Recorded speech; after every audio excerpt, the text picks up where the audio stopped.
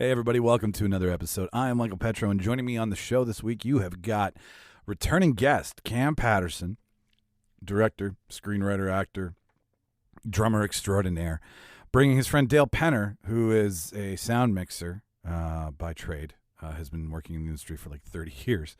And between the two of them, we talk about Cam's new film, his new short called Antibody, which is super fucking good. We're going to talk about that today. And just going over the making of it, what these fuckers are watching. My favorite to date weekly watch list with Dale Penner is easily the best one we've ever done. So thank you for that, Dale. So yeah, that's it's a bonus interview. It's part of our ongoing interview series with Manitobans making movies. That was our cheesy, affectionate working title when we first started this. And then it's just spiraled into interviewing film professionals in every aspect that there can be: actors, directors, producers, stunts, cinematography, score, props. We've done it all. So if this is your first time listening, go back and check our back catalog.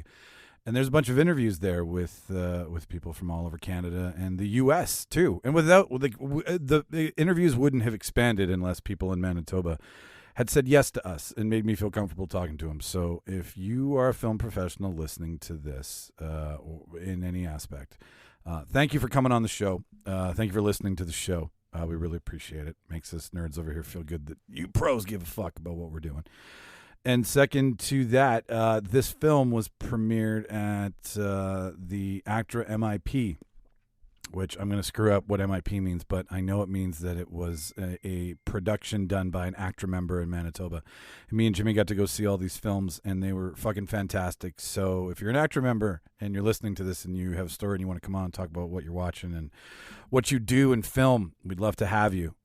We were told to be quiet and sit in the back and shut the fuck up. No, we weren't. Nobody told us that.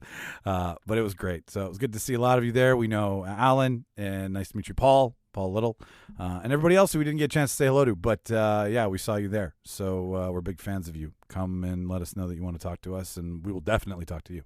That being said, I'm going to shut the fuck up, move on, and let you listen to Cam and Dale Penner about Antibody and some really great stories on the road and some really great opinions on giving movies a second watch. So yeah, so that's who's on the show. That's what's on the show. I have nothing else for you, ladies and gentlemen, so I will cue the reel, and you enjoy the show. Let's tidy up this tangle of film by putting it on a reel. Here is a motion picture film, 1,000 feet, 16,000 separate photographs. Welcome, everyone, to the official space section of the charter. What's the truth? You can't handle the truth. Sir, you're out of order. Out of order. I show you out of order. Ladies and gentlemen, welcome to another Reel Debaters production. Welcome back to the show. Welcome to the place that asks that one fun question you tune in for each week. What happens when real life meets real life? If you haven't figured that out yet, it's 100 and some odd episodes. That's on you, not on us. So without further ado, I am very excited. We've got a returning guest, Cam Patterson. Maybe you listened to that episode, maybe you didn't. He was on before. We talked about his book. We talked about screenwriting. We talked about pitching. We talked about drumming. I didn't know how much you knew about drumming, and that sent me down a YouTube rabbit hole of drumming after. So, So thank you for that. And he brought along a friend, Dale Penner. Say hello, Dale. Hello. And the two of these guys just finished a short. It's called Antibody, and it is premiering this week at the ACTRA MIP, right, man? What's that stand for again? It stands for Member Initiated Production. So if you're in the ACTRA... Yeah, so Darcy Fehr, who, couldn't be with us today, but Darcy is the actor. He's an ACTRA member. So we came up with the idea because we're all bored. He said, hey, I can get this a MIP. Okay, fine. That's awesome. There you go.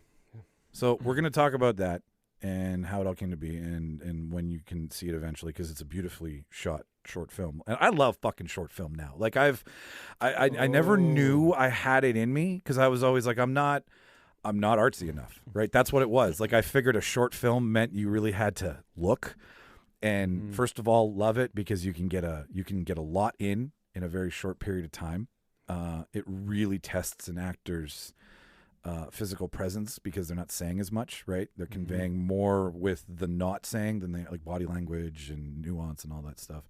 And also because of time. Like if you really want to just, get something in that will get on you and make you think. A short film is going to do it way more than Captain America's tight fucking ass on screen, right? Like there's more to say in less time, which is so weird. Yeah. So we'll get into that in a sec. But we're gonna do some what you watched with these guys, because that's the title we call this segment of the show. Right, We have right. yet to figure out a really cool name. So Dale, what have you been watching? Well, on Sunday I watched a YouTube video about how to clean the glass on my oven. You're going to be seriously disappointed in what I've been watching on TV. No, man, it's not for me. It's so for I everybody watched listening. that. Did it prove? Did it? No, I couldn't get it right. I took the door off and I couldn't figure out how to. So I just put the door back on. Seriously, I watched a curling game because I have relatives that curl. Oh, what tournament's going on? It was the Pinty's curling. Okay, like Pinty's chicken wings. I think so. Yeah. Yeah. Okay. Yeah. All right. And some hockey, and then last night my wife and I decided we were going to watch a movie, and she always we don't watch a lot of movies together, Okay. but so she tries to choose one that she thinks I'm going to like. So she picks this movie that has Jennifer Aniston in it because she knows I think Jennifer Aniston is hot. Sure. So low hanging fruit. But Gotcha. it's a horrible movie. Which one is it? And we don't even get halfway through, and we have to turn it off. So it's a bit of a standing joke with Sean and I that we always try to watch a movie together, but for some reason when we watch it together, it's a bad movie. How does that happen? Yeah, and tonight when I go home, I'm going to watch the Toronto Blue Jays game that I recorded. Are they in spring training now? No, they're rolling it out. They're having a good start to their season. Nice. Yeah. We've incorporated sports onto the show, and there's another podcast in town with these lovely gentlemen named Sully and Milan. Sorry guys, your name's eluding me right now. I work 40 hours a week. And anyways, we did a hockey team debate where Right. we drafted our own like all-star team. Yeah. We're going to carry this on with baseball now, so we're going to come up with our own ALS and national, and we're going to see who can, pick the best characters who could play baseball. This one we're going to be limited because there's only like 6 or 7 baseball moves. Like we're not going to be all like Field of Dreams on each other. Like Right. you can only get so far. Good So- luck finding a good hockey movie. That does not fucking exist. We went deep cut. Like I brought out Goon. Yeah, Well, go- Slapshot's a classic. Yes. Slapshot. I think that's undeniably one of the best hockey movies. It is the je ne sais quoi of hockey Yeah. movies. It's the quoted It's one. Canadian. It's purely Canadian. And I think that's and I mean for Paul Newman not being he's not Canadian, right? He's American. We Yeah, don't he's know him. American. Yeah. He sure makes for a great like Canadian A hockey Yeah, player. yeah. It's, but I'm curious. So what Jennifer Aniston movie was this? Oh, I can't even remember the name of it. She was Plot me and see if we can come up with it. She was running a beauty pageant in Florida that she had won when she was a teenager, and she was playing a character probably close to her own age or in their 40s, and she had a daughter who was not, was kind of overweight, a larger girl, Okay. and sort of really didn't like what her mother represented in the pageant, and so she kind of like protested this thing, and then we turned it off. Who was the mom? Who played the mom? That was Jennifer Aniston. Yeah, who played the daughter though? I don't know. I think they played all Dolly Parton songs, so I think they spent all their budget on Jennifer Aniston and licensing for the Dolly Parton songs. Yeah. You would know of all the people I mean- you know. You're like, I guess, like when you listen, like for backstory here, everybody. Dale is a mixer producer. How many titles were on? I'm sorry, I couldn't keep track. That's about it. Yeah, Mixer and producer. mixing Okay. and producing. Yeah, But he's big at doing both of them, so I'm going to go with this vamped up version of you for now. But I really got to find out what this movie is. Is my point. hang on, I'll find out. I'll pull Jamie here. I'll text my wife. and Do you guys normally never finish a film? Is that something Well, I often that fall asleep. I suffer your pain too? I'm in your I wife's often fall asleep. I'm in your wife's boots because I am the one who tries to. You'd think that having a movie podcast that I would be the one picking the movies in the house, right? Because I'm so on top of this industry that I'm. But no. And you've got this film man cave. You'd think, yeah. Right, like I don't have. So what I pick we have to try, and I hope it latches on. But when she picks, I'll watch anything, right? Like, I have no problems. I'll watch Little Miss Sunshine 1,000 times if that's what makes her happy, right? Yeah. So, but for normally watching movies, we don't see eye to eye. Shows we do, but movies we don't. Right. Do you normally fall asleep through almost everything? Like, is this No. we beating a dead horse at this point? Well, I don't know. I don't know. I don't sit down and watch a lot of movies, you know. I don't know. I just don't watch a ton of movies. Do you like shows more, like a miniseries kind of thing? Is that Yeah, your... I watched Ozark and Breaking Bad and all of a lot of that run of shows. And I don't know. I just don't know if I fit it into my schedule more than anything. I would imagine long hours. Well, it's not only editing that. and- Just trying to. Yeah, I don't really have an answer for you, man. That's okay, dude. Yeah. No, you're the first person. Now you are a golden child here because you're the first person who doesn't. So, back to the YouTube video for a second before I let you go, because I can't wait to ask you how many glass doors out of 10 you give that. But was it a tutorial? Yeah, it was how to take because the oven doors are dirty between the oven doors on the inside. So you got to take the door apart. You got to take the door apart. Fuck me. And there's 3 pieces of glass in there, and no 2 ovens are the same. No. So Wiser words never yeah, spoken. yeah. It's I never got it done. I took the door off and couldn't find the right tutorial. So I'm going like, what am I going to do? And finally, my wife just said, put the door back on. Do you? So we're gonna just sell it like that. No. If we ever sell the house, it's gonna come with a slightly stained oven window. Did you ask for your time back? No. So just put it back is what you're asking me? Yeah. Do you remember the name of the person who made the tutorial that we could shit on because clearly their tutorial isn't doing their job? No, I don't. The problem with the tutorial was it turned out it wasn't for the right door. Those are the worst. I don't know how many Electrohome or whatever, Electrolux, I think it was, whatever. They have a lot of different models of ovens that I didn't even know existed. At least it's not the Samsung oven that has the screen in the oven door that's like $5,000 to replace. Never mind the oven itself, right? Well, this is one where the outside glass doesn't get hot. Oh. So it's got like 2 pieces of glass with a gasket in between it, and I think that's where the pie's built in. And then there's another piece of glass that's on the outside, and then of course the inside one. And pie is what we're trying to solve. And I'm not even. You don't give. I'm not a handyman at all. Like I don't even have a set of screwdrivers. Dale Penner, rock and roll producer and home improvement guru. Yeah. I know at some point in my life I'm going to have to start learning that shit. Dude, I'm in the same boat. Like when we got this place, we bought this place with me in mind that not a lot of things need to be done because it's either Shauna's father's coming in or we're paying for it and you don't want to pay for it. So yeah, no, I changed my first plug end this winter. Like I took a plug end off the front of my car and put another one on and was like losing my shit that I changed a 3-wire cord. Yep. Right. And didn't arc it.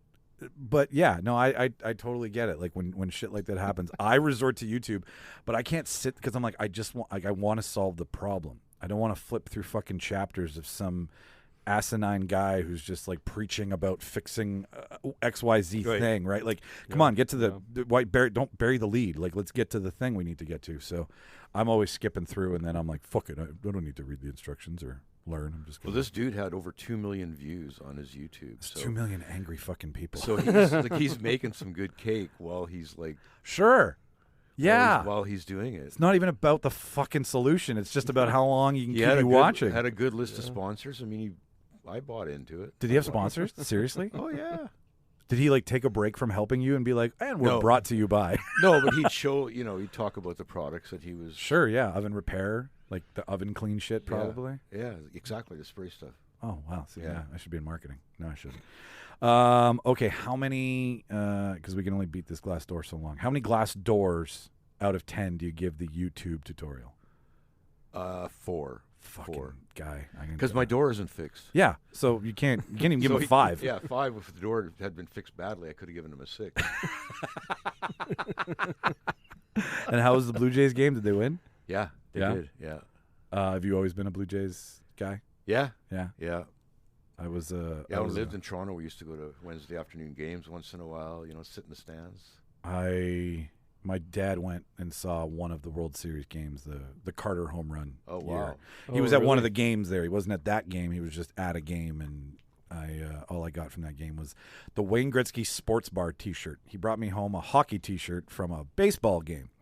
Well, you probably went to the sports bar because it's right across the street from It's exactly, and I was like, "You went to the baseball game and brought me home a hockey T-shirt." Right. Fucking idiot. Anyways, cool. All right, that's that. So watch the Blue Jays, everybody. Cam, Yeah, hey. we talked about what you want to talk about, so let's talk about what. Well, my story is very similar to Dale's. Was there an oven door? Actually, no, but Dune, and I couldn't get to the end. Really? Yeah. Okay, so like the biggest Oscar cleanup, right? Yep. For technical, not for creative, but I think it pulled five awards. Yeah. I watched everything, and then I had a really hard time watching it after. When you saw that whole thing go down live, it took me 20 minutes before I could really like. Will Smith just hit Chris Rock. Like I had to We're doing snap that. back. Okay. Well, no, we don't have to. But I remember from the Oscars that Dune was like going to be the talk of the night until that happened. But you couldn't get through it?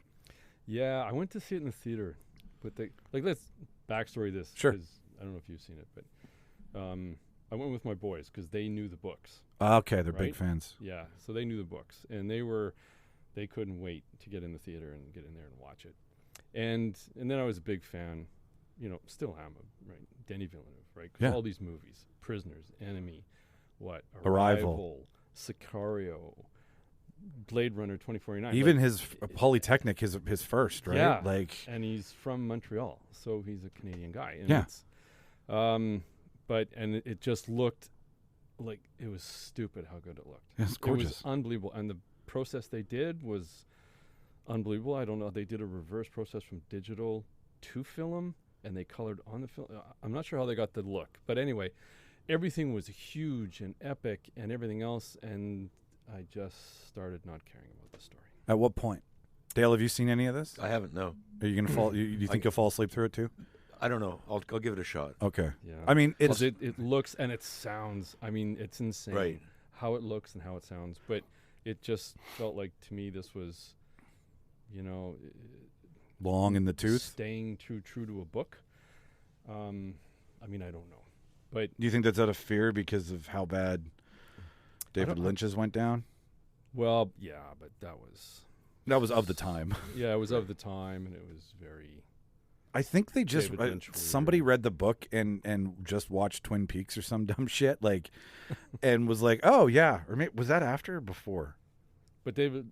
'cause Did he had David Lynch do Twin he Peaks had before? Sting, right? That's Well, right, Twin it's- Peaks is that's quite a few years past, right? Yeah. It Okay. All is, right. So yeah. then I'm Yeah. talking out of school. And but David Lynch did Dune like way in the past, but with Sting, Oh, right? yeah, Okay. and That and version of it. Patrick Stewart. see, I'd probably like that. And Yeah, exactly. Because it was far more art film he did, Very much so. Like, and Denis Villeneuve was trying to do something very serious. I mean, it's just it is amazing. It's amazing how you pull that off and blah blah blah blah blah. But yeah, I just started not caring. Let me ask you, Cam, because you're, you do this stuff. Do you think people are, you think the movie, people are losing the story and the emotion in a movie to try and create something exceptional in the technical side of it or the Yeah. cinematography side of it? Like that becomes more Predominant. more predominant because just as trying to get something new. Yes, and I think too that they went in. I know they're really aiming. The entire thing was we're doing all three, right? So you could tell it was spacing itself out, and things went on. the end game is two Far movies longer. away. Yeah, but I mean, who's to say, right? Lord of the Rings is still. I mean, I could barely breathe. I remember going to the theater on Lord of the Rings, the first one, and I had my boys, and we were just stupefied. But you're just so riveted and engaged, and all three were like that. And then you go see The Hobbit, and they shot it in that ultra real, right, new version of the Red camera, and it was hyper real. It looked like a big glossy soap opera on a movie screen, and I was out in 10 seconds. So I don't know. I don't know. But for me, it always comes back to script, story, somehow.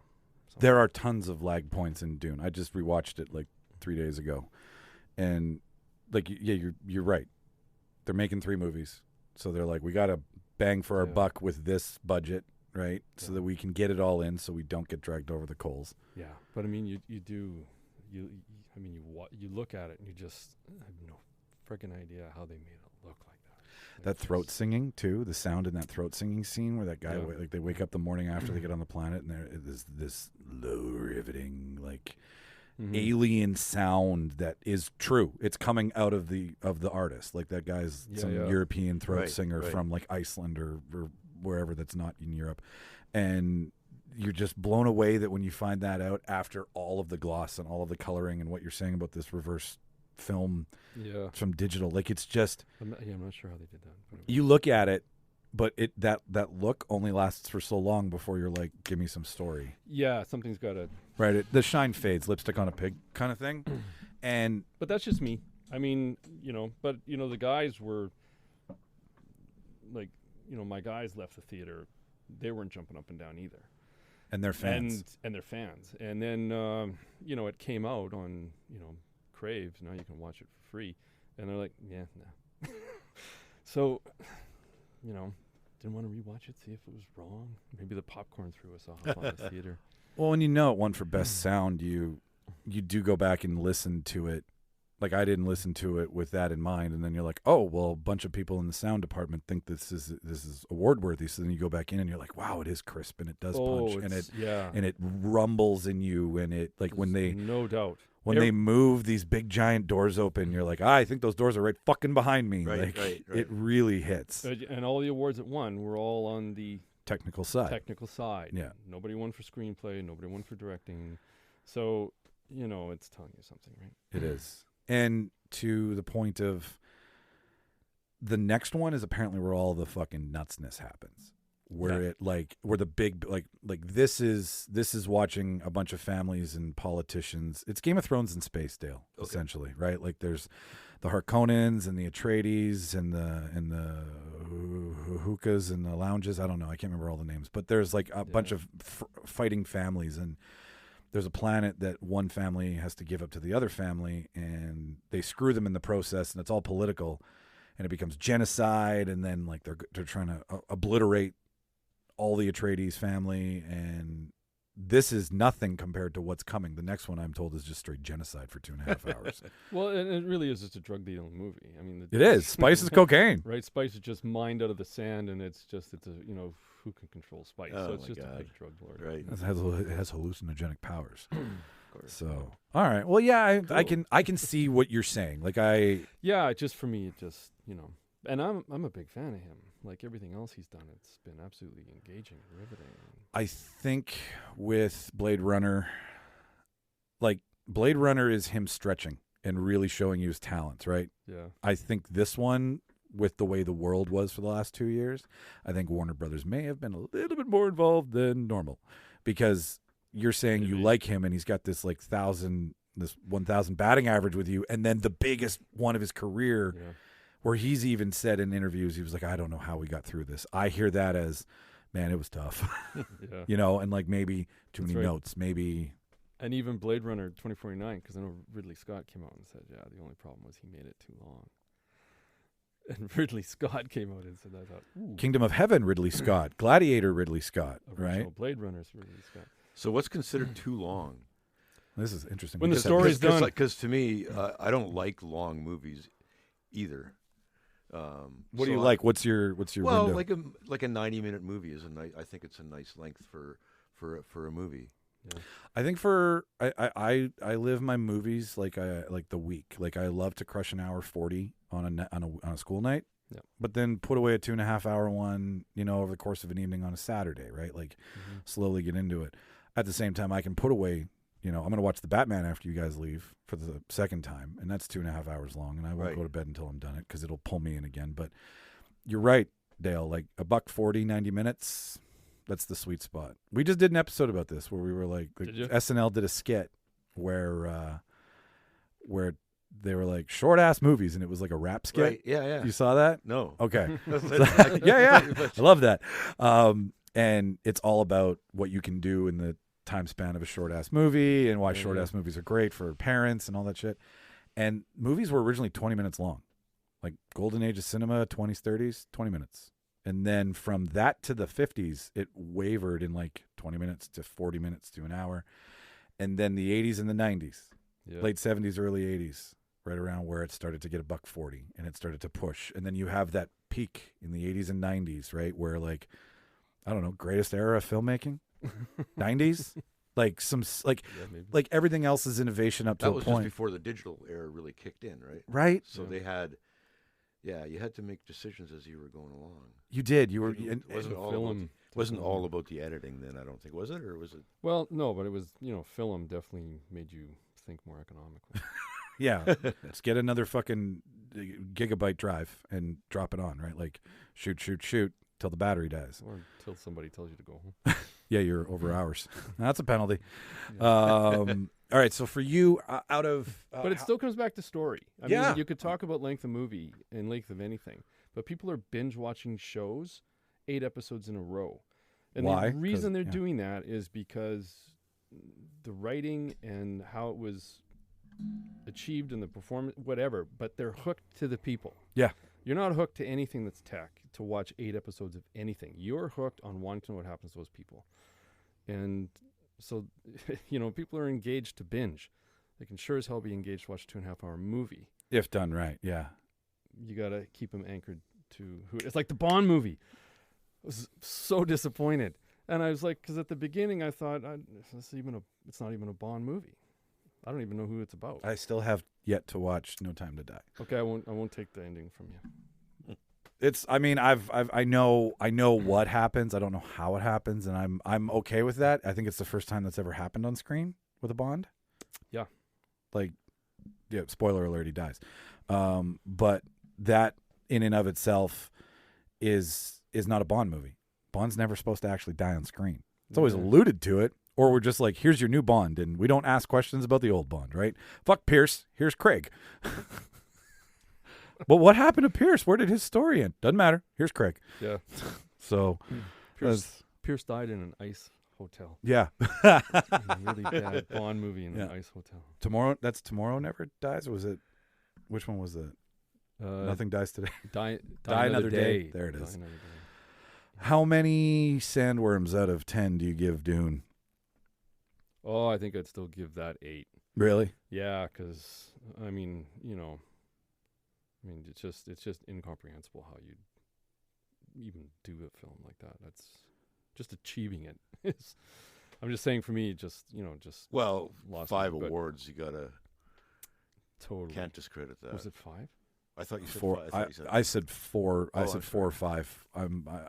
My experience is 4 to 5. Yeah, and it's just it's still an unbelievable achievement to get a film like that. Well, he went right back morning after the Oscars. They flew him right back to set. It was like, you're working today. Right. No party for you on Sunday, right? Which is like a testament to how in this he is. Like, I went to go get some awards, and now we're going to go back and make this to get some more awards. See you in 2 years. Yeah. And, yeah. I mean, and you need to get Paul and you need to get Chalamet and Zendaya when they're young, so the story, like... Yeah, they don't age on you. There's continuity, right? They don't age too much, and then, the Prince... like the Star Wars problem. That was... The only thing that didn't age was R2-D2. Yeah, I don't think robots age yet. Fucking robots. Yeah. Well, with like Bruce Willis and his aphasia diagnosis, we talked about this recently, and I was like, I'm gonna watch some Bruce Willis movies, but I'm not gonna watch your cutout Bruce Willis movies that like, oh, you watched some Bruce Willis movies? How's Die Hard last night? Like, that's the go-to, and it's like, it's not Christmas, motherfucker. Calm down. Like, save it for the holidays. Yeah. I was like, there's more to the guy's catalog. So I watched Looper again. Yeah. Did you see Looper, Dale? No, I have not seen Looper. Do you like time travel? Yeah. Okay. Do you like time out of sequence and makes your brain actually... You probably wouldn't make you think too much. It's Ryan Johnson, and whenever we talk about Ryan Johnson in this room, Ryan Johnson did one of these movies over here. He did. Oh yeah. He did. Where is it? The Last Jedi, and he made that a piece of shit.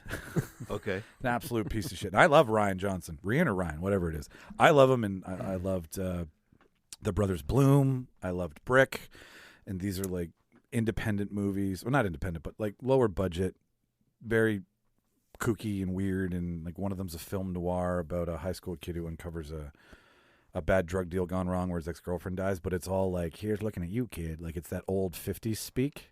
Oh yeah. Okay. Done in like a high school in 2016. Joseph Gordon-Levitt's in it. And like I think him and Ryan are friends because he's in almost everything he's done. Yeah. But Looper is one of my favorite Bruce Willis movies, mostly because it's completely anti to the Bruce Willis cause, right? He's not being really, he's being an old man. He's being outdated. He's not being that leading man that you come to love him, man. He's not fixing the fucking meteor flying into the earth. What are you shaking your 3 for? I have 3 Bruce Willis movies Well, that go ahead. I think, yeah, really, and they aren't the Die Hard movies. And I love action, but I liked him in Last Boy Scout Yes. because I love Tony Scott, still do, even though he's gone. The other one was Sixth Sense, which still is Timeless. Yeah, no one saw the ending coming. No. And Hearts War. Really? Yeah, I like Hearts War. No one does. But hey, I didn't like Dune, so what can we do? No, but that's fine. I've just never heard anybody bring up that Bruce Willis movie before, and but those are performances that are not cutout performances, right? They're just not reincarnations of. Yeah, it's not studio going. We need to make some money. Get Bruce jumping Willis off doing a Bruce Willis high-rise. shit. But Looper's great because like it you saw it. I have seen it. You have seen it. Yeah. For a listener, it's time travel. It's so you've got But it's time travel wrapped in a murder mystery. Yeah. Thing. It's really what he's doing. And it's sci-fi, but not heavy sci-fi. Like the time travel device that blasts people through dimensions is like a ball in the wall. That's like looks like some junior welder at community college put together. Like it's not very high tech, and they have these hover bicycles that if you were Elon Musk, you've probably already designed one right now. Like it's not that. It's 2044, I think, is the timeline. It was probably the throwaways from George Lucas. Yeah, right. What did Peter you bikes. design for Star Wars that did make it to camera? We got these fucking ugly things over here. Can we use them? Just I'll pay you to get them the fuck out of here. Ship them. I don't care where. Just not back to Lucas Ranch. And then They're in fucking Looper. yeah. But so guy from now, Joseph Gordon-Levitt, is a hitman, and in the future, see if I can do this here. In the future, time travel's illegal, and mafias in the future use time travel to get rid of people in the past so that they don't exist in the future. But when you kill somebody, you also have to kill the person that kills that person.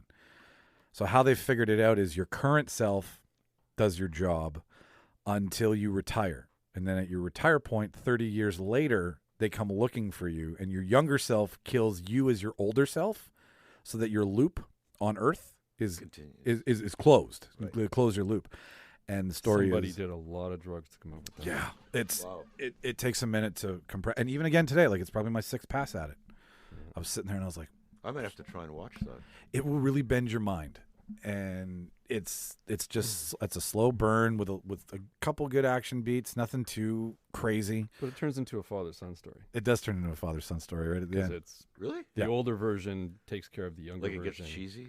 Not It cheesy. doesn't get cheesy, but they start It's one of the figuring out how to 12 stories. Yeah, well, they start trying to figure out how to save each other, right? Yeah. Like we can both exist and we'll eventually like Because if you kill me, you kill you. yeah, and then everything I had that I'm telling you about you won't have. It's like Woody Allen wrote a script that no one did, and these guys went, Yep. wait a minute, we did this and this and this. This would be pretty cool for a time travel. But it's really great to look at. Paul Dano's in it. The guy who's, everybody's favorite weirdo from There Will Be Blood and Yeah. Little Miss Sunshine. But still, it's going to hold up for, like, when you think of time travel movies, it's always going to be one of those, like, oh, what about Looper? Oh, what about Looper, right? And everyone will be like, yeah, Looper. Like, it's not Back to the Future. Right. It's not Bill and Ted. Like, it's not Marvel. It's It's a different way of looking at time. So what's his thing? He can't work because he's having memory. Is that what's going on? That's what eventually happens, because when two people exist in the same time, memories become. He says a line. Oh, you're still talking Luke. I mean, the actual Bruce Willis. Oh, Like the diagnosis. Oh. He stepped back because he couldn't remember anymore. that's correct. His brain, from my understanding of aphasia, which I'm not a doctor, I just play one on a podcast. I read that aphasia is part of dementia, and you can't compute. Basically, you need to reset your computer multiple times to Really? finally get it. So his process of script to performance was suffering, and he had an earpiece, and they were feeding him lines because he just couldn't remember, right? And I mean, I heard that. I was saying this before. I heard it come out, and I was like, "Huh, fuckers!" Who all thought this was, Bruce Willis phoning it in. It's like, no, he was sick, and he's working. Leave him the fuck alone. Yeah. So yeah, that's why he's stepped back. I mean, he's Bruce Willis. Like when you retire from football, you get to go and announce. So Bruce Willis will probably produce, That's kind of iconic. right? Like if someone was like, "Hey, can we get Bruce Willis to help produce this?" Of course, you're going to have. He doesn't have to act to make it, but it's just not his joint. It's not a nice way to end a career. No. No, it's not. That's I mean, you're right. He'll have a career. He's got a career, no matter whether it's acting or, he's got options, no question. But I don't know. You got that passion. You have to get to that level. That's going to be a hard fall. Well, I can imagine with musicians and you watching it over time, like cramping of the hands or like just degenerative. Loss of voice. Yeah, all the things that all the travesties that you hear, like Tom Petty, right, with his diagnosis and stuff, and hiding it. Prince, right, not being able to play the piano or like play the guitar anymore because his hands are cramping up and he's taking pain meds to play. Like that's got to be brutal to watch. Well, getting old is not a fun time. No, I heard. And if a lot of those people didn't live the the cleanest of lives. I mean, the way they died, Prince and Tom Petty, that's really sad, actually. Yeah, because it's you're hanging on. To you, that's the one thing that's giving you relief, and to the rest of the world, will judge you for it. And it's like, no, judge him by his art, not by how he made it for you. Fuck off. Anyways, so let me just take a second here and get these cameras ready. We'll break into this next portion here. Oh, now we're doing cameras? Yeah, just at this point. This is I totally didn't prepare for camera. I took a shower. Did you really? Yeah. And I didn't put my toque on because I didn't want to fuck up my hair. You will look fine.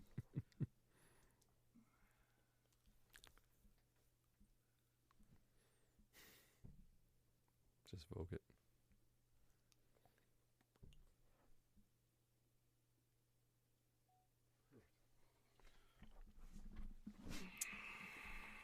So now we have to talk about this short film. After we talked about all these wide global scoping concepts.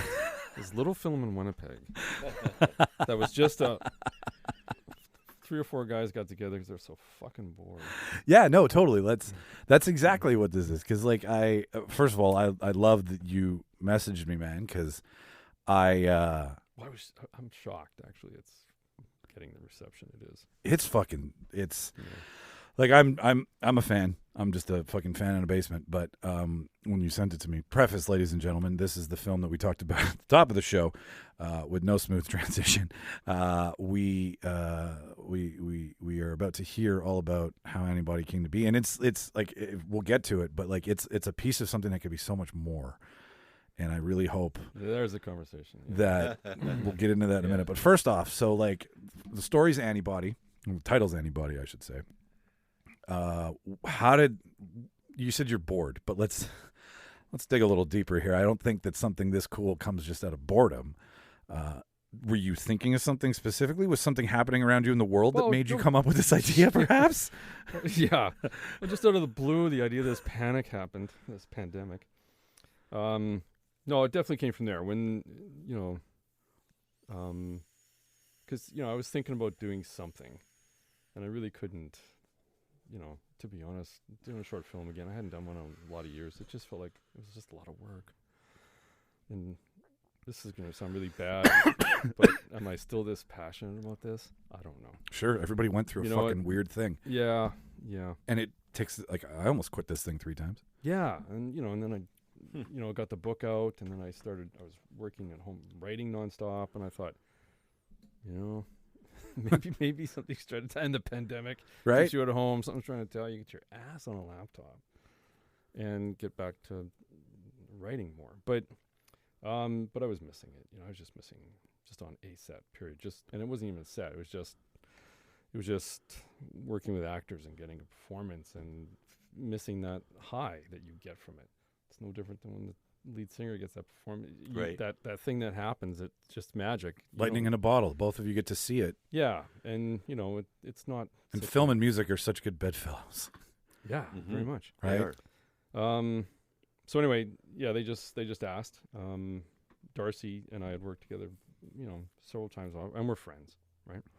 And same with Ryan Herdman. We worked together quite a bit over the last few years prior to the pandemic, and we're good friends. And it just came up that way.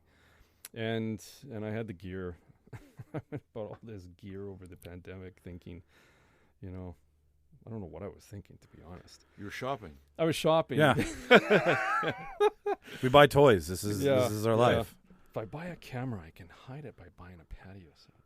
And, but also too, my son's in the industry, and he's doing really well in art department stuff. But he really wanted to get into camera too, and I thought, okay, you know what? Then it's something I wanted to have, because that's always the thing you need to go rent. I can hate doing that. Yeah. And so anyway, we had all the gear for everything, so it didn't require anything about that other than just time. Nice.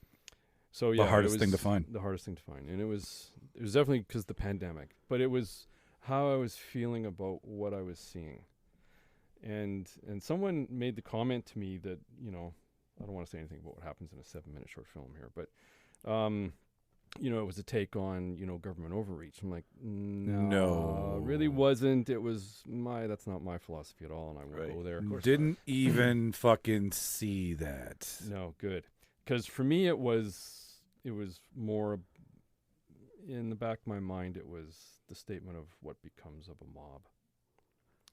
What would a mob do? And a mob becomes mindless. See, I didn't even see that. I saw the family aspect. I saw the question of what do I do? Do I run? Is my the question between family and to own thyself to thine own self be true. That's what I saw. I didn't. Yeah, how to save my child in the last moment. Yeah, but yeah, for me it was the whole world was coming in on him, and it's now I neighbors, totally see it now. It's people he knows. It's the outside world. And it all just becomes this mindless mob trying to survive. Give listener a just kind of a little preface of what happens here, like how we come into... Antibody is the home shopping network idea of... No, I don't know. God. Listener, Antibody comes in on Darcy Fehr, who couldn't be here, and it's he is getting information from his doctor about a blood test, I imagine. Right? Like he's submitted blood. We open with he's in the shower. Is he crying because he's worried that he might be the one? Or is he crying? That's good. What did you think when you... Well, Dale's seen it more times than he wants to comment on because he's worked on it. But yeah, when he's crying, what was your... Because I know why I wrote it that way. What I saw I know why I shot it that way. What I saw at the end was a guy having to make a decision in the beginning. When I realized what the end was, I saw a gentleman in the beginning during a pandemic-like virus that's killed 20 million people in 2 months. Except him. That's the rub, ladies and gentlemen. And you can ruin a short film because it's the point. But watch it anyway because it's not ruined. But I see a guy who doesn't want to take his blood because he might get an answer he doesn't want. Now that I've seen the whole thing, where in the beginning I saw a guy who was afraid to test himself because he didn't want to find out he was sick. Wow. That's not what I thought at all. No. But that's so cruel. Now I don't even want to say anything, Michael. What? Because that's your experience with it. Yeah, right? That's why it's more art than it is that's what I'm telling about short film, man. You should have man. given him the long edit. What is it though? Like what's happening? Well, it's if you thought that, then that's what it is. I think that's the idea behind a short Ooh, film. I want to think more. Yeah, I'm gonna but think I- things into fucking you know, if it fruition. created that response for you watching it, then I think that's what it is. That's You know, for me to say is what I wrote it as to be and what I interpreted it to be. That's kind of my experience with it. So we can talk about That's- that. I'm not, yeah. I'm not going to talk about it, but I mean, so it's not. There's no really right or wrong because at the end of the day, you get to the end of the film and you still see what it was really. Starry about. Night makes everybody feel something different, Yeah, exactly. right? Isn't that the idea though? You want to direct and write a film that everybody relates to on their own level through their own experiences Totally. a lot of times. They And get they'll to all take take- something with them that nothing is. Yeah, it's something not the happened in same. your life, or Yeah. something that's happening in your life Sure, that you relate to. that's a which good is- film. That's the definition of a good film: is that everybody takes something right. Yeah, different. exactly. Yeah, because you anchor to that character for different reasons. Okay, now tell me what your intent was. The beginning in the shower. Yeah, It's the regret. He has to do it to save his daughter, but he couldn't do it in time to save his wife.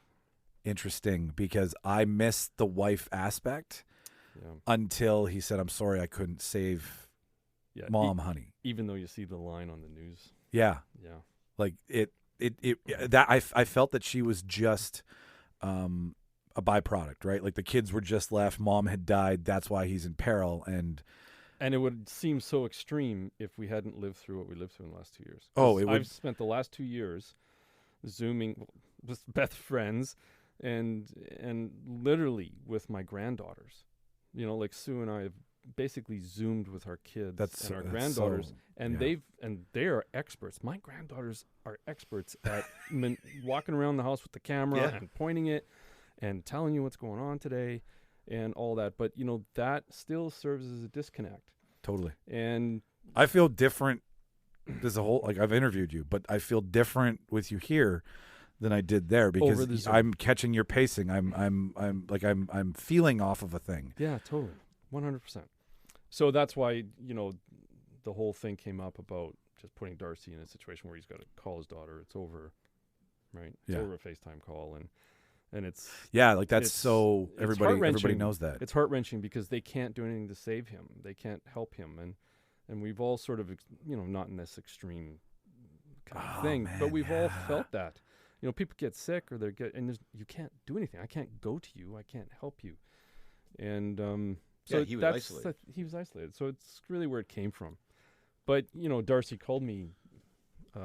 You know, it was like 9:00 on a Sunday, and said, "Yeah." He said, so I had the kernel of the idea. You know, I thought I'd like to do something like that, but I was really thinking, because I was writing a thing for, you know, a Lifetime thriller, and I was trying to think of more thriller ideas, and I was really thinking more of a longer form story. Yeah. because that's normally what I do. And then Ryan made the same comment. You know, we should just go shoot something. And I thought, well, what the hell? And so I had a coffee and I wrote it in an hour and I sent it to them. They said, let's do it. That's you an know, hour, man. Yeah.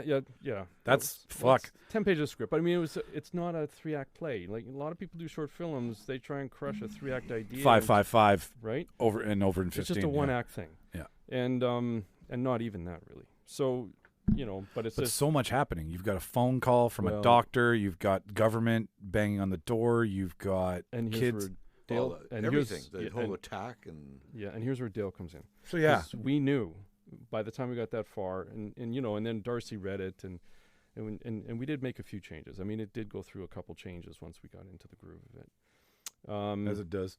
As it does, as it should. But you know, when the second we were going to shoot and do that, I mean, by that point we already knew. Okay, we can make it look good, and we can do this. But this whole thing is going to be so dependent on Sonic. It's Yeah. just going to be so dependent. Well, you're not going It's to get visceral, people there Dale, by performance like- alone. It hits as soon as that Yeah. film starts to get loud.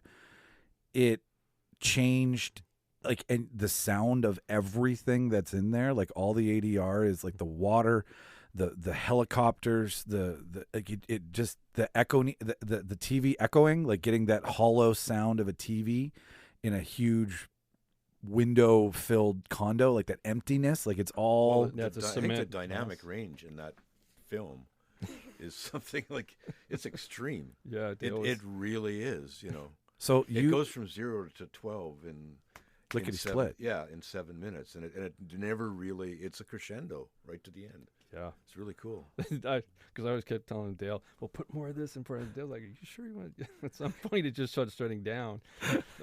Yeah, maybe we should start turning a couple things down so the other things will seem louder.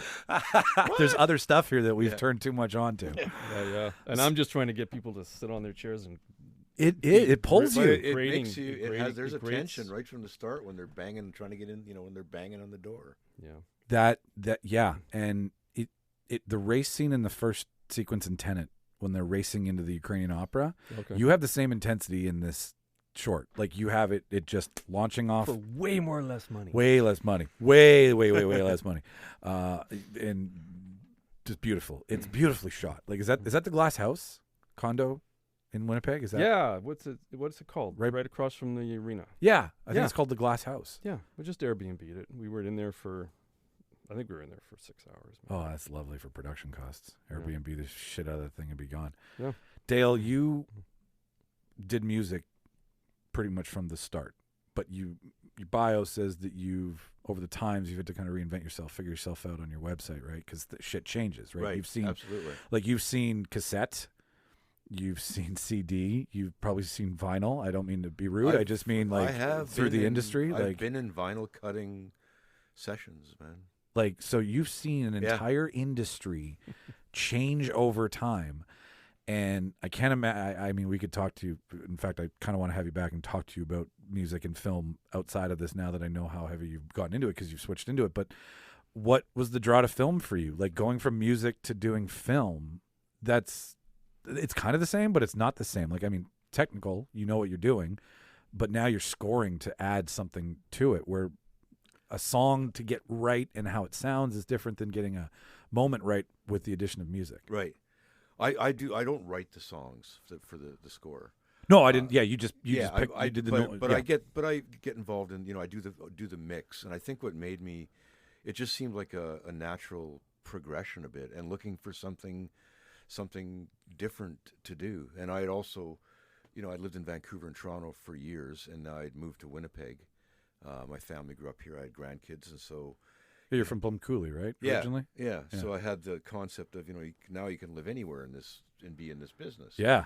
Which I guess I do, but it was like there was a lot of cool stuff going on in Winnipeg in that format, in film and TV, documentaries and all that kind of stuff. And I thought, like, shit, this would be like a really great thing to be able to latch onto, be able to do something with people that are local. And yeah. So and it was a challenge. So I'm always into a challenge. And in terms of reinventing yourself, now it was, it wasn't realistic for me to be probably doing that 20 years ago or 15 years ago. I was just, for one thing, I was just too busy doing way, different things, and that's changed a bit.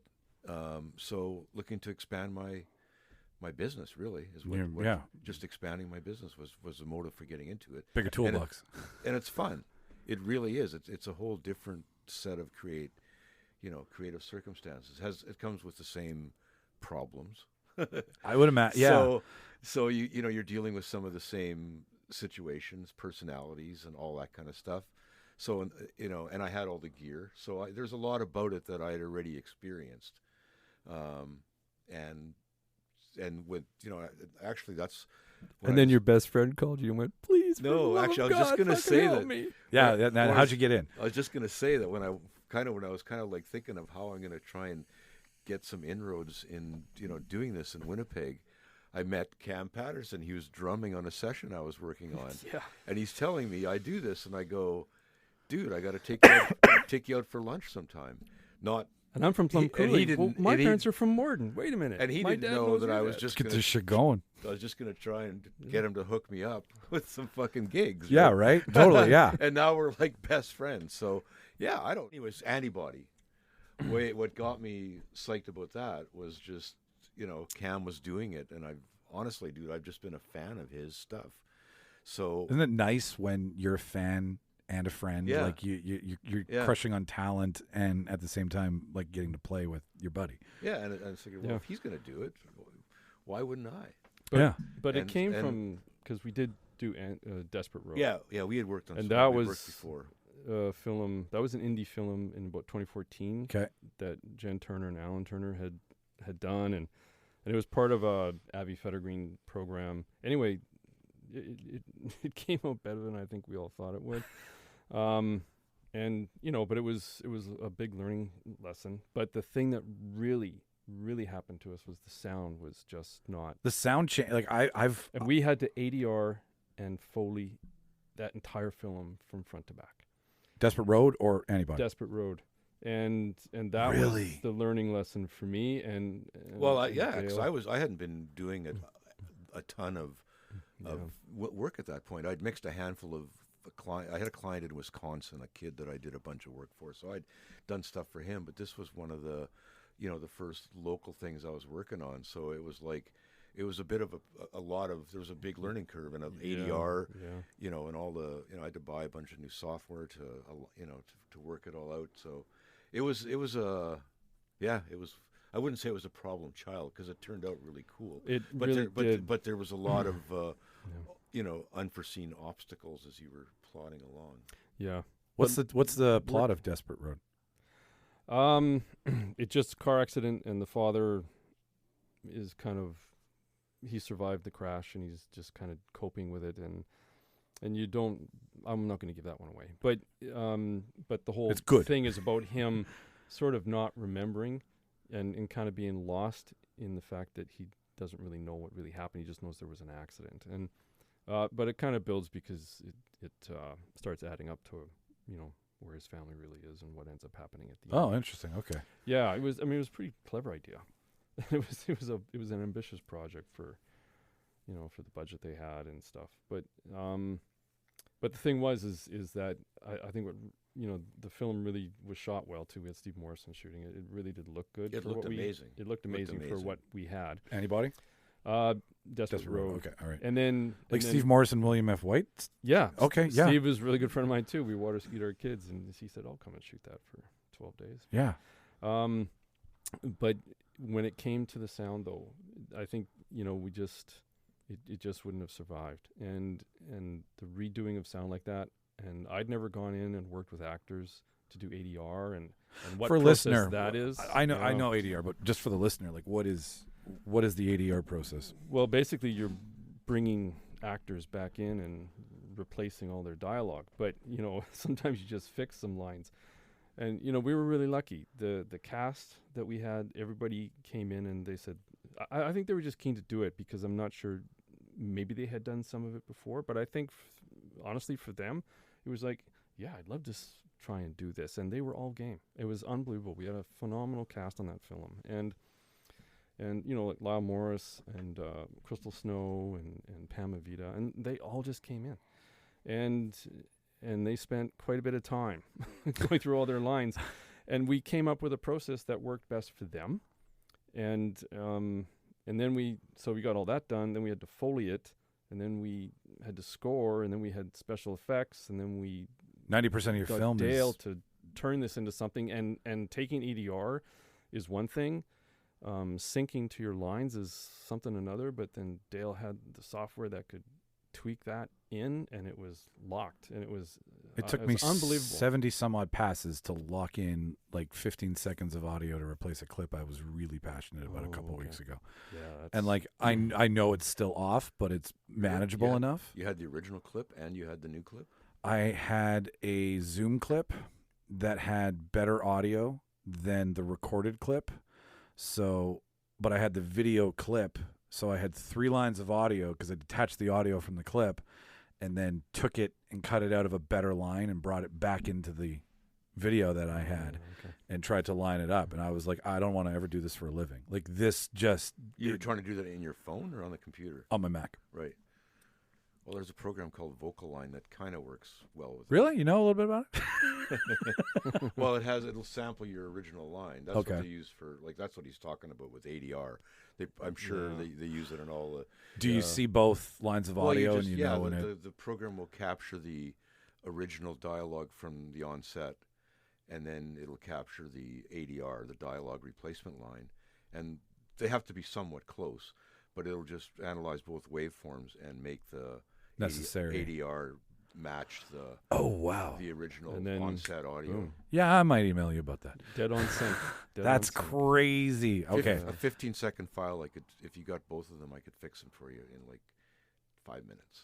That's nuts. Yeah. And that's also how much, like, with the sound that you did on this, like, how are you, like, what are you punching up? What are you taking out, or are you just looking for the best versions of what's going on? Like, how do you play sound? We've never had a sound person on before, so how do you play sound into a film, and what's the process to get it in there? Well, my job on that particular film was to kind of help get all of the audio on set and dialogue and otherwise into a good, clean state. So that it was mostly a technical job. My job on Antibody was something that was that plus more. Like Make it huge. Antibody, it was like get the dialogue tracks from, well, just all the tracks basically. Yeah. Clean up the dialogue tracks so that run a couple of filters through it so it doesn't sound quite as echoey when you don't want it to sound echoey. And for the guy that's running the sound that forgot to turn the air conditioning off for that those couple of lines, you go, that kind of stuff. Oh yeah, We That threw kind him of off the stuff. balcony on the Yeah, and fucking idiot. and then once you get that done, then the fun starts. Then you just start mixing it, and adding sound effects, and you got your soundtrack, and kind of like play with the volume of the soundtrack against the dialogue. You can put for some scenes you can put a noise gate on the music track and trigger it from the dialogue, so you get these really sharp cuts where the music will come noticeably up and down. This is what I'm talking about. the Like, stuff yeah, you like can't- incorporating the sound into the. Oh, that's nuts. And just adding stuff like I've got a shitload of sound effects, and some stuff you don't even notice that you don't even know it's there unless you turn it off, like a drone that's like something like that, just like a fucking drone. You just like mix it in there, and it gets slowly louder, and then it turns off. All those subtle. It's like ear candy in a song. It's like a shaker. I can't imagine what you're like with an ASMR track. Like does that stuff is that mixer kink ASMR? Is that like where you that lovely sound of like I watched Kevin Smith roll a joint as Silent Bob, and it was ASMR, so it was all the sounds. It was the paper, the weed, the grinder, right? And you just just close your my brother-in-law falls asleep to a guy shaving with old school razor because it's just fucking soothing. So this ear candy that you're talking about, I totally fucking get it. You can put stuff in. I can't remember. Sometimes I'll put something funny in that nobody will hear, but I can talk about it. Like what? Like a silent, like not a very loud fart or something. just after the gunshot. Yeah. Like very, not at the time when no one would notice. Nobody's going to notice. Is It's he just Brad something Pitt in Fight Club? Is he sticking dicks in the screen just randomly? You just hear farts in the background. That's amazing. But No. that's like I know you. It's like, it's a signature. Well, I was here. This is you got to have fun while you're working. And Oh, yeah, that's a good idea. And a job like, a lot of those jobs, as Cam knows, they're long ass days, right? And Yeah, just sit in sometimes. one place focusing. So, like I recorded an album once in L.A. and this is off track just for 1 second. And Please go. And this LA's guy- and fine the to guy- go off the- track. The guy in the studio is like, because he says, what's with you Canadians and your farts? And he says, we had a band in here last month from Canada, I Mother Earth or something. And he Oh, goes, nice. they recorded all their farts, and then at the end of the day they'd play them back, and they'd have to guess whose fart it was, and you could win dinner or something. That's fun. I mean, it was like when you're in a room and you're just with the same 5 people 70 hours a week. You gotta ramp up the entertainment, I bet. I completely agree, man. We're fast and loose here at the Reel Debaters, so I think we'll just incorporate a fart at the end of every episode now in honor of Dale. But those were fake farts, so the ones that I put in the movie, I don't actually record a fart. Now that's what everyone's going to be listening to. yeah, that's what they heard. Yeah. Does he record them? He's now confirmed, guys. He doesn't record his farts. I should stand corrected. Alan Wong did sound. So we have talked to a person of sound, but that's not somebody who is strategically doing this now. Like you've come from music, and there's some things here that are kind of like big points in careers for you. Specifically, I want to tie it into the movie one first. So like he sends me the message that he's like, can I call you? And I was like, yeah, we'll talk. And so I call him back, and he's like, yeah, a couple of the guys want to come. And I'm like, fuck yes. Like, bring people. Exactly. This is me having fun while I'm working. Right. Yeah. So, and it's not even work because it's just fucking talking in my basement. Like, I'm in here in my boxers when no one else is here, guys. It's not fucking work. So, but he told me what you had done and everything. And I was like, oh my God, Top Gun. You mentioned Top Gun. Like, Tony Scott, obviously. Yeah. This is what's funny about Top Gun is I was in music production for like 1 or 2 years when like the first vocal software was coming out. I don't even remember some of the names, but it was when Pro Tools was first developing. Yeah. Like Auto-Tune, I think is what we had or something like that. Oh yeah. Anyways, I was always in jazz band, concert band, musical theater. Like I played trumpet for 9 years and regret putting it down. I'm going somewhere with this, but for one of my music production classes, they reeled in the TV, right, with the VCR, and you're like, yes, no fucking work today. And my teacher, like, deadpan, he's like, we're going to learn all about sound today. And he turned the lights off, and he put on Top Gun, and he walked out of the room. No way. And at the end of the movie, he was like, how'd that sound?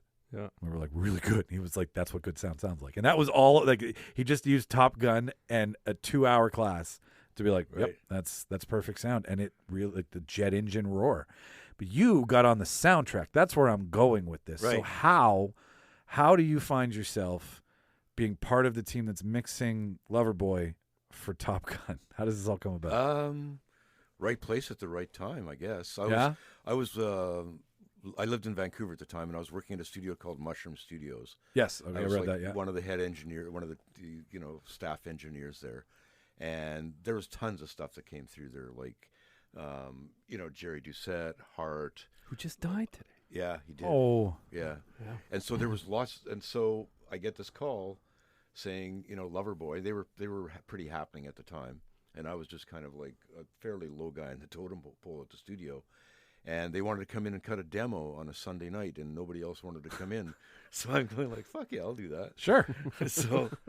So I go in, and we cut this demo of this song that's apparently going to be sent to Columbia for this. Yeah. for I this- know this. Like, it's fucking cold. Yeah, so the movie's going to, apparently this kid, Tom Cruise, is going to be a star, and they have big plans for the movie. And yeah, so we recorded the song. I came back a couple of days later and did a couple more sessions on the song, and 6 weeks later it was on the radio. It's kind of bizarre. And the movie was, the song was a hit because the movie was a hit, but it was a killer song. I still watch the Loverboy video for the song because it's such, it's such Well, and that's a when they great used to song. cut video in like the band and then the movie. Yeah. Right. You do that. Yeah. And that's how you promoted the film. I think that What did you have to send to them? Like after you recorded it and it was done, then what did I sent it to. What did the film production require for you to send for? Well, I sent the multi-track masters. I did all the recording. Sent the multi-track masters. A guy named Keith Olson in L.A. was doing the Keith Olson from Sound City. Keith Olson. Yeah, he mixed it, and so I sent the tracks to him. And He's a he big mixed part the of song. the Sound City story. Yeah, he's a big time mixing guy. I'm really impressed. I pulled that from the recesses of my mind. Go on. I'm sorry. So I don't know what they would have delivered, to be honest with you. What you gave them the masters. I gave them we did it it on 48 tracks, because Paul Dean wanted 24 tracks to try all his guitar ideas on, which was a lot of fun. I worked with Paul, was like the guy would spend like a full night, like all night, working on different guitar stuff, and we'd have a blast, really. Oh my God! And I think they chopped half the shit out when it got to mixing, but Paul and I had fun. I remember when I worked on his solo album, same thing. Although that wasn't, wasn't really the same sort of commercial stuff that Loverboy is. But yeah, that was just the right place at the right time, man. Yeah, like Top Gun is Top Gun is Top Yeah. Gun. Top Gun is shirtless volleyball and jeans. Top Gun, like, it's in the ether. And I think that's one of the coolest things anybody's ever said to me in a room. I have a before. really funny story. I know you hate this shit. Oh, but perfect. I have a really funny story. We went out for a Scotch night not too long ago, and with an actor, Lyle Morris and Al Turner and Dale and myself, and then we took an Uber home. Right, we had the wherewithal to Uber, and we got into an Uber, and Lyle didn't live too far from Dale, and I don't live too far. So anyway, we Ubered it, and just the conversation that, because Lyle was asking Dale after a few scotches, so who have you done? What do you do? Because he doesn't really talk about that stuff a lot. Anyway, so he gets out of the car and Lyle asked me, he said, so did he do like Top Gun? I just went, yeah, he did that. And the Uber guy started saying it, in your eyes. And he started freaking out. That guy, he was in my car. And he sang the entire song. I couldn't believe That's it. what I'm talking about. Like that moment, like we were talking earlier about what I saw the opening scene of Antibody to be, right? And you're like, that's yours. Take it and go with it, right? Mm-hmm. This guy takes In Your Eyes and goes with it. Like that scene, I bet you he kissed a girl to that scene. I bet you he tried to kiss a girl to that scene somewhere in his life and pressed play on the tape deck before it went down or some shit, right? Well, Like that's the beauty of what we do, whether right? it's a film, a song, a book. Once you give it out to people, it's their experience with it. It's no longer your experience with it. And that's so weird because I know what we do here is what it is. At the end of the day, it's a conversation, right? So it's you it is what it is. You can't take any nuance out of this shit. But like I would imagine you having your hands on you're on the master tracks. Like it's how you put it together, right? And someone else interpreting a lick or a chorus or any part of the song that's now not yours anymore. Like you don't really have a say in a thing after it's really out there that can be interpreted multiple ways. No, you got to get you got to mold it before you send it off, because nobody's going to listen to you after that. You got to like put your stamp on it before you deliver it. But one thing you just said about how when you create a song or create a movie, those kind of things, you don't really, it's not like creating widgets where you don't go to a job and know exactly what you're going to get at the end of the day. Yeah.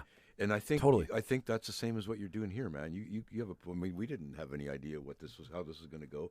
So we didn't know the microphones were going to be this nice. I didn't even know that I was going to have to wear headphones. But so you got something cool going on here with that. Dude, thank you. With that too. No, it's like you're creating something here. You're creating a conversation that people hopefully and you're will informing. enjoy. Hopefully young music people are listening and they learn. I just hope people who love movies listen to us, because we think we talk like people who love movies, which is out of turn. We might be wrong. We've misquoted. We're human. That's what we are. This is how we talk, right? But it's your experience with it. Exactly. It always comes back to what your experience is. So like I hope to the people who listen, we always take a minute. We love you. We sincerely. I mean, I know every time you fucking hear the ads on the show, you're like, there's that cheesy prick trying to sell shirts again and skateboards. But like, no, like I get what you're saying, Dale. Like something always comes out of this never the way it went in. And when you're making a song, like it's on paper, notes are there, or a script, lines are there, but it's something about how it jumps. That's a cool thing about the job, man. Yeah. If you want to call it that. Also, your clients, if you have a bad client, you're only going to deal with them for you, it's only like 2 hours. It is. For me, it's maybe like 6 weeks. So it's like, fuck, you suck. You're a shithole. But I can deal with this for like 5 more weeks. Yeah, not right. Like, not like if you got a boss that you hate, that you're trying to make a career at a workplace where you're sort of just stuck with it. I mean, there's so many great things about doing this creative stuff. Yeah, I've found that this is like my outlet, right? Where I'm like, okay, put it all on paper, and then like come up with something, and then like the words in the room that magically happen over the course of a conversation, right? Yep. And then we edit as little as possible. So go ahead. Yeah, getting back to Antibody. Yeah. I'll bring us back. I was gonna go. I wanted to go back to specifically what you said with the mob mentality, like where that. Oh, okay. Because I was just going to touch on a couple more things. Go. You go first. Because the sound and what we did. Yeah. And I just want to comment because Liam Barry came in and I didn't really know him.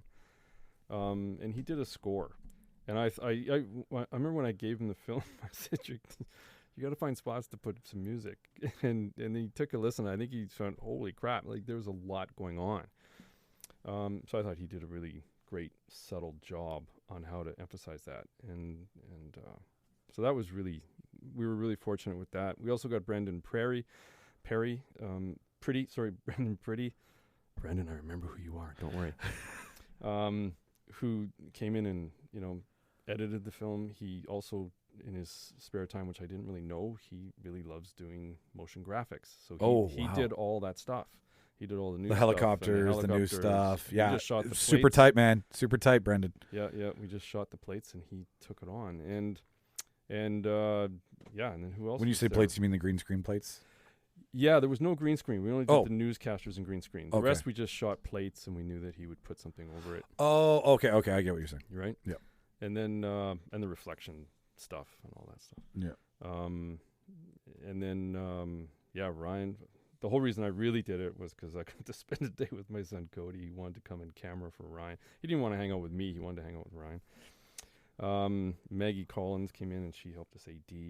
Vaughn Poyser came and helped us for a day. He doesn't really do that. He's a music guy. He's a bass player. It sounds like So a ragtag group of creatives who just And then we found these two actors. Darcy knew Jenna and Gino. the And guys they who were played the kids. the kids on the FaceTime. And they Yeah. were doing the FaceTime call from Vancouver. So we had to time the call. And they did it from her apartment or his apartment, I can't remember, in Vancouver. And then they did Wow. the scene that way. Yeah. I did thought you would have that. just done the video and then fed it through, like No. put an overlay and then fed. No, we did that live in camera. That's cool. Yeah, that's that was what cool. people were doing during the pandemic, right? Like you're Yeah.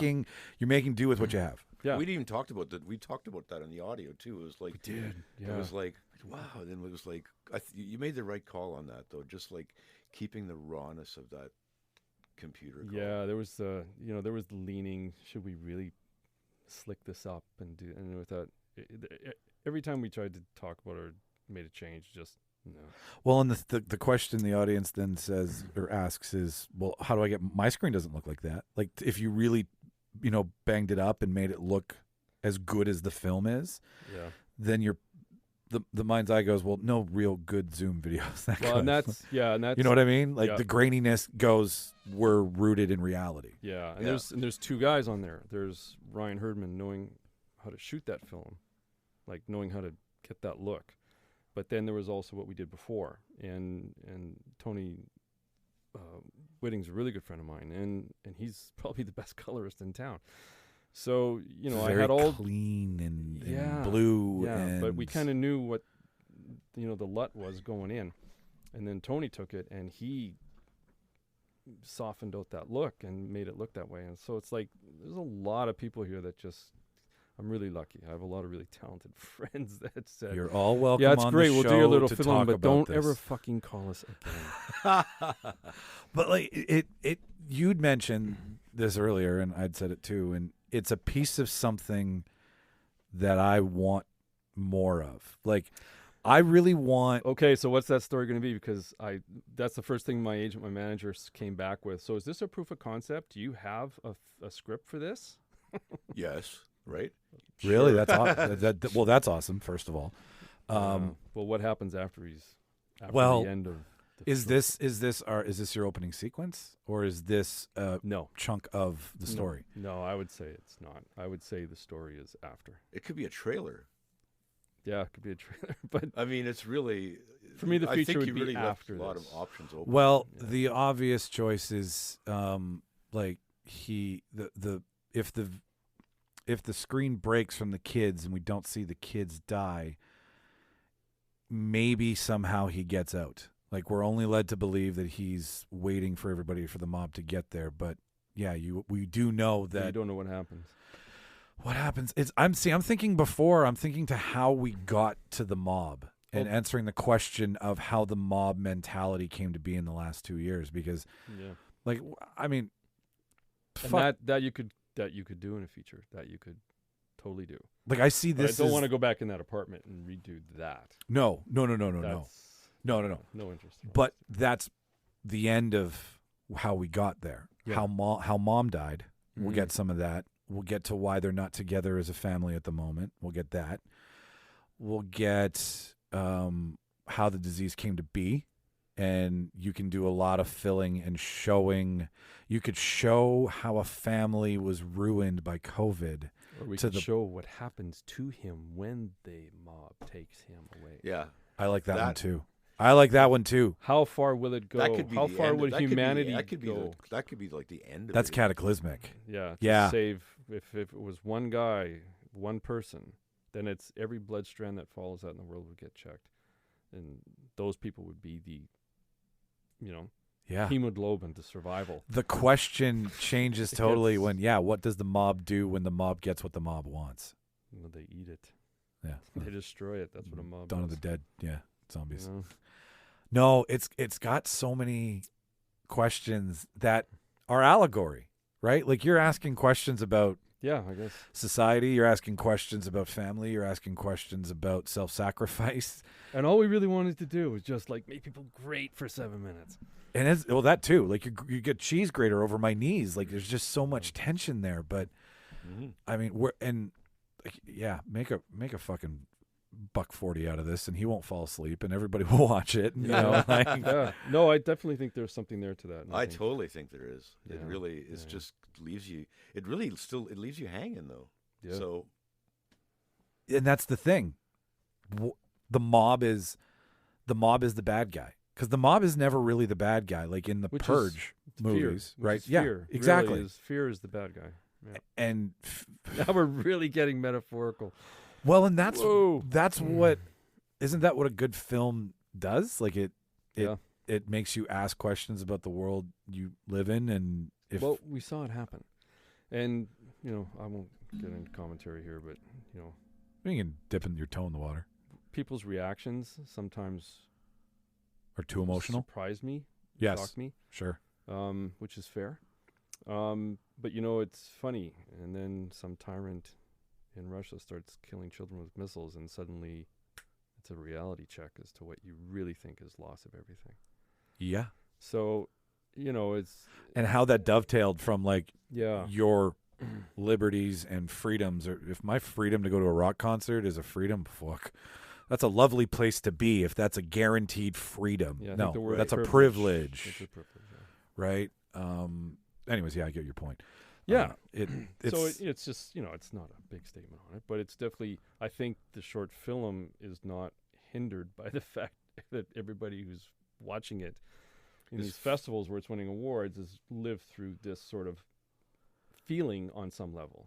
oh, very much so. This Yeah. is the theatrical version of it, Yeah. right? Well, like it's an it, extreme. your whatever happens. No, I mean, yeah, it's an extreme. It's an extreme in a dystopian universe that doesn't exist, sure, but that's what the fucking screen's for. It's for places that don't exist. Yeah. But yeah, like I'm a huge fan of when something isn't what it is on the nose, right? Yeah, yeah. Like I was a fan of, and this is a poor example, but what I'm saying is I was a fan of how I went to see the Batman, and I got a film noir detective movie with a guy in a cape, Yeah. right? Like Very I got a much. different story with the same tools, right? So you're giving me Yeah. global infection, you're giving me virus, you're giving me humanity's at stake, you're giving me something we've all experienced in the last 2 years. So there's, you're giving me all the things, but then you're also giving me, I'm questioning what kind of person I am. and it leaves you hanging. Yeah, Totally leaves you hanging. and it should. It's just a father's decision to do the right thing. That's all it is simple. at the end. That's all Yeah. that film is. You All can my say it. stuff comes down to that level. Everything. The need to know book. That's true. The All of book- it comes the book. down to, right? Yeah. The goal to tell the birth mother you did the right thing. That's all it is.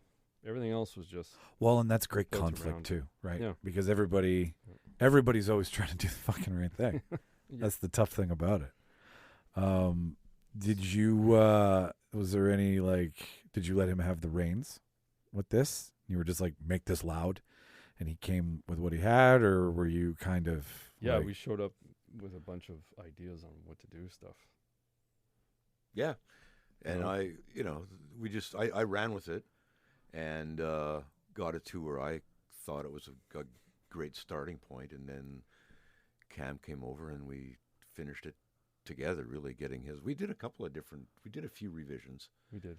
getting it, How many passes of like loud, incessant mob people at the door did you guys go through? Like, did you find it Yeah, the a first lot of it time, was or when you turned something up, you found you lost something else. yeah, that's what I'm getting at. Like, And when are you getting to that? It was just how to blend outdoor people to indoor people and blend score. But then when it all breaks loose and the gunshots. yeah. start At the end, happening. it's just chaos. There's red lights everywhere, and it was. But just, it's all it your was just- imagination, right? Because you're stuck with one guy in Yeah. an apartment. Yeah. So It it had to. The audio was interesting though, because it was all live. All of the dialogue was live, Yeah. even though there wasn't a ton of it. So it sounded.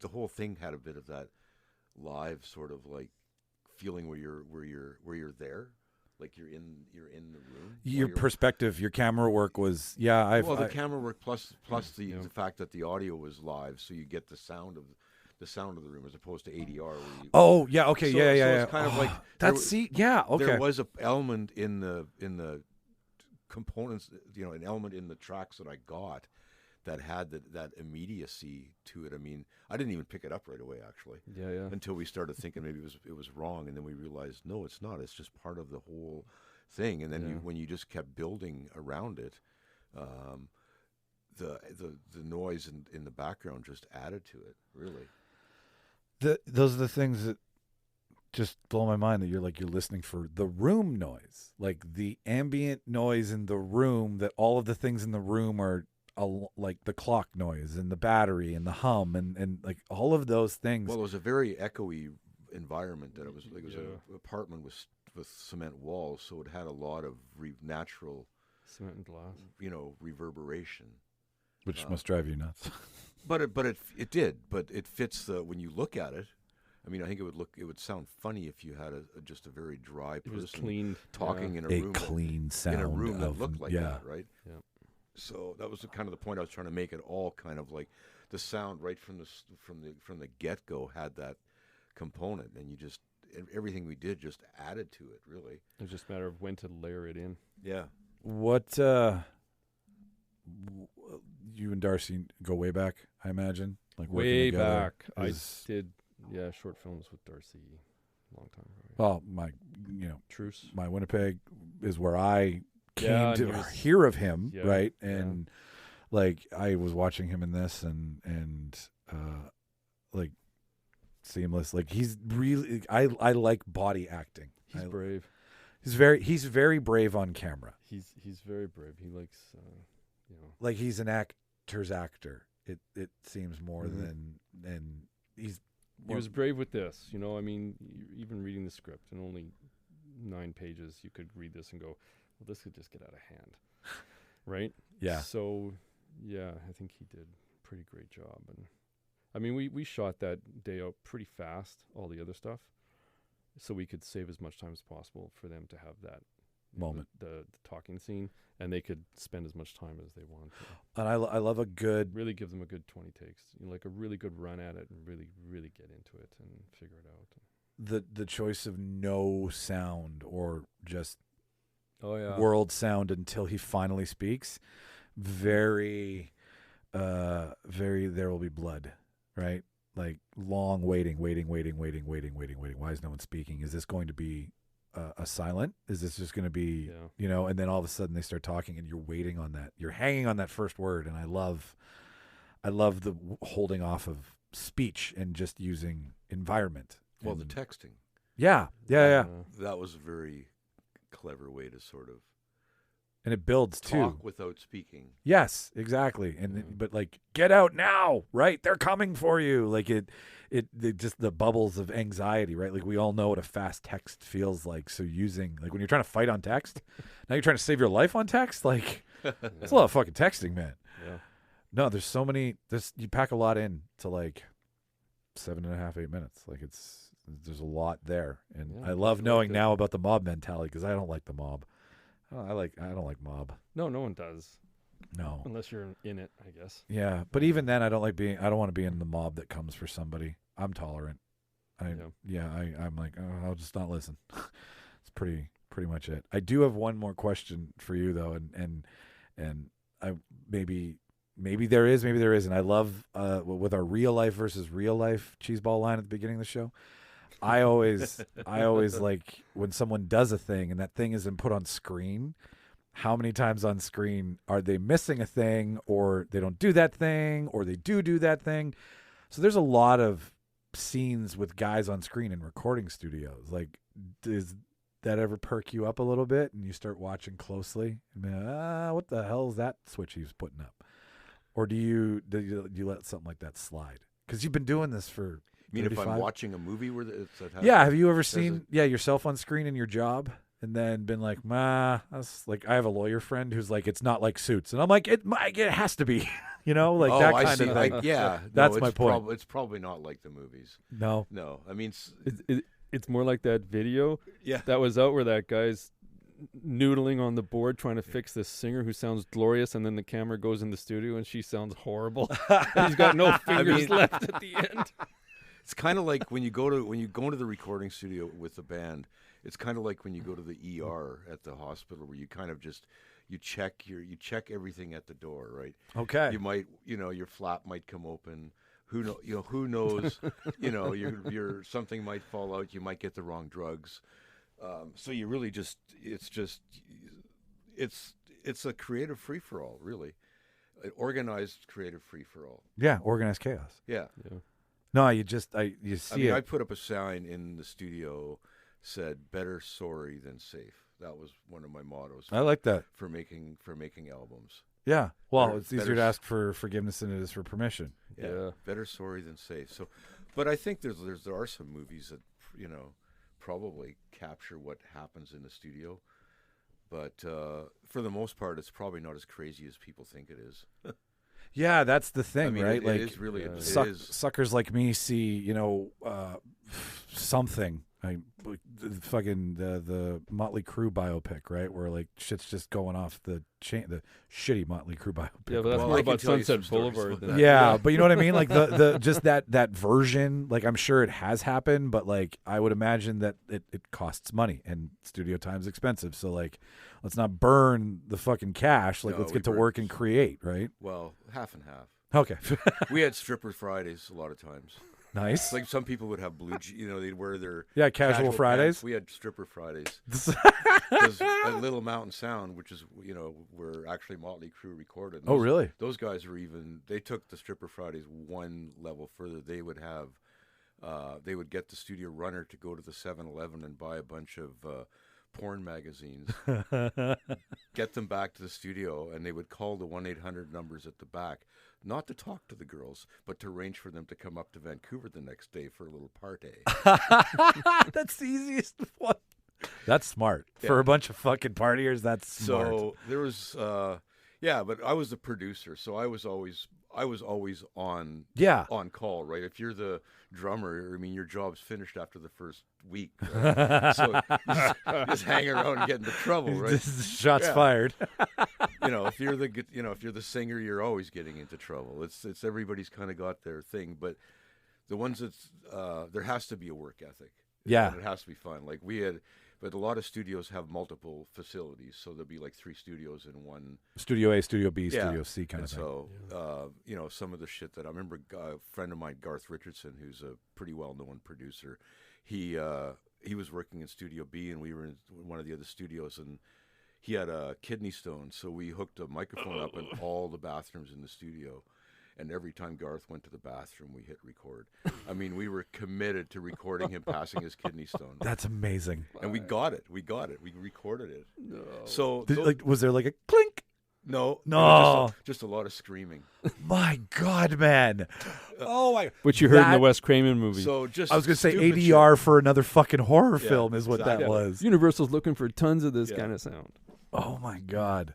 But it's like fun and work, basically. Yeah, a healthy balance of. Yeah, I mean, both. get when you're doing, you're getting paid well, so you got to deliver, but it's a part of the process where the business people aren't really involved. Like, you kind of get to be creative without too many of the people that are paying for it. Yeah, where his unlike a set daily notes and critiques and.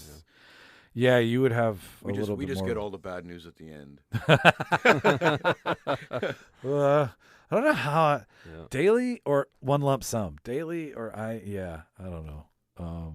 Gents, I would love to chew your ear off. I would love it if you came back sometime, Dale. I come back anytime, man. Yeah? Totally. All right, sweet. You got my Two of you. Yeah. got my email, right? Yeah, I'll get it from him. Yeah. I got but like both of you. Like let's do this again. Yeah. Like let's next time you're doing something, just I'll call both of you and get you back here. Is there anything else that we need to get out to the people about Antibody and let them know that after this weekend? I don't know what's going to happen. Okay. It's got a set festival run. There's about 40 festivals. Okay. And I think there's only about 10 or 12 that have sort of come back, and now we just found out too the other day it's got more awards for best thriller and stuff. But it's got a long way to go. So I think we're just going to let that play out and then worry about seeing if we could distribute it somewhere, I guess. Well, once it's done, it's pass, and if you want, send it to me and we can put it out there in whatever fashion you see fit. Oh yeah, outstanding. So that people can see it, and I will. I will fucking scream your name to the rooftops. I loved it, man. Honestly, like Fantastic. I Thanks, really, Michael. yeah, I really, Good. and like everybody knows I'm a shill, but I really fucking love short film. Like I will always love a Marvel movie is my point to that. I will always love a stupid blockbuster film, right? Like I don't, but like Yeah. I really, and having Ian back, like having Ian on the show and having Yeah, interviewed Ian, Ian, 'cause right? We'll get Ian's him here done next some- time. yeah. You know, and like Strong Son was what did it actually. Yeah. When he did his film and then I interviewed him, it awoke something in me. I had an awakening. Yeah. And like I'm And like, he's doing a feature version of that. yeah, he is with Farpoint, right? Yeah. So I'm really glad that you shared it with me, and thanks for talking about it with me because This is awesome. Of course, it's just all about the hang in this room. yeah no this we're The fact we have slowly- to talk is just the sidebar. yeah there's a little bit of everything for everybody in this room. So Dale, thank you for Thank you, Michael, for having me, man. Yeah. dude. My pleasure. I would love to. We'll just take a whole bonus episode out and we'll just talk about music between the three of us sometime, and everybody will have to put up with it or skip it because that's the best thing about a podcast. It's like there's 100 and some odd more before, and there'll be one next week. So if you don't like it this week, that's fine, ladies and gentlemen. Yeah. So we'll talk after the show. But so yeah, that's it, ladies and gentlemen and people of all kinds, shapes, and sizes. Thank you for tuning in to another episode. If the show is still happening May 14th, because I don't know when this is going to come out, come to a show, live recording May 14th at the Handsome Daughter. $10 tickets. We are going to argue what movie or series should have its own themed restaurant. Think Fuddruckers, but with Top Gun. That kind of thing. So if that's still happening, get at us. If it's already happened, I apologize. This is just the life of a podcaster on the side of a full-time day job. And if this is your first time and you wanna learn more about the Debaterverse and everything that we do here, there's an end credit trailer that explains all of the stuff that I should have never explained at the beginning of the show for 2 years.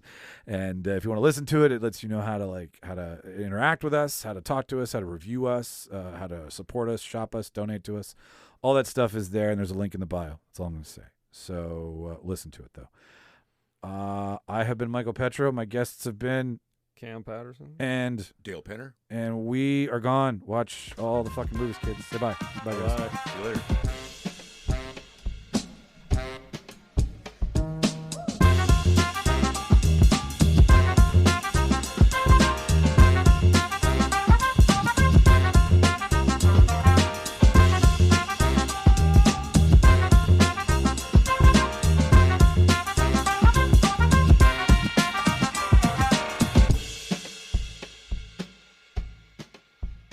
Farewell and adieu to you fair Spanish ladies. And just like that, ladies and gentlemen, another Reel Debaters production is in the can. Thank you so much for listening.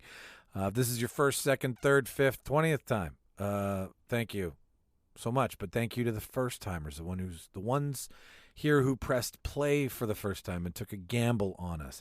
If you like what you heard today, the easiest thing to support the show is just to subscribe. Hit the like button, the follow button, whatever's in your podcast player. make it so that we're always there every Wednesday for you, okay? That would be huge. If you want to stay in touch with us, if you want to follow us, there's a couple ways to do that. We're on Instagram, Twitter, TikTok, Facebook. We're slowly migrating to YouTube by putting all of the things we've ever put on video onto that site. There's some surprises coming this year that happened a while ago, but I felt needed to be shared because they're part of the Debaterverse. So the YouTube page is coming. But if you want to follow us, it's at Reel Debaters Pod on Twitter and Instagram. It's the Reel Debaters Podcast on TikTok. All of the links, all of the one-click away things are in the show notes that you've just listened to. So if you want to follow us there, that would be great too, because then you get to stay in the know of all the things that we do and where we're going to try to do this year and what we've done in the past, so on and so forth. Yeah, so that's how you stay in touch with us. If you want to contact us, it's thereeldebaters@gmail.com. All the spelling for all these things is REEL to keep with the title of the show. So you can send an email to us there, request an episode, want to call out one of us for being a goofball. There's places to do that as well too, like the Reel Debaters website. You can email us, or you can go straight to the website, rate us in Podchaser, it's reeldebaters.ca. And if you really, really liked what you heard and you want to support the show in some fashion that requires you spending money, well, we got a couple ways for you to do that as well too. You can buy our merch at the Prop Shop. It's a store through Threadless, and it's online, and you can order stuff. We've got tons of stuff.